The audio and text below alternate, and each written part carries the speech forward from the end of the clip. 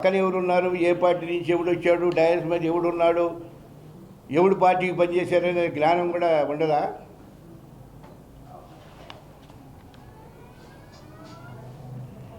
ఇంకో డైలాగ్ చూసా ఇందాక చూస్తుంటే, నన్ను ఏదో మా విమర్శించాడంటే నేను అసలు విషయం ఏంటో తెలుసుకుందామని నాకు నాకు నాకు నిన్న సాయంత్రం రాత్రిదా తెలియదు.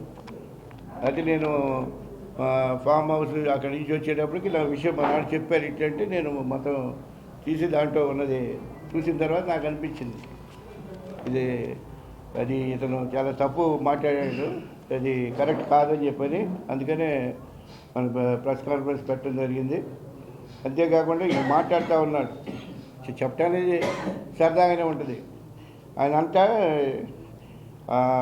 పక్క పార్టీల్లో ఉన్న వాళ్ళందరినేమో వస్తేనేమో వాళ్ళ చెత్త అంతా ఇక్కడ, ఆ చెత్తను తెచ్చి ఇక్కడ వేస్తే సెంట్ అంట, సెంట్ అవుద్దా అని ఒక క్వశ్చన్ వేశాడు.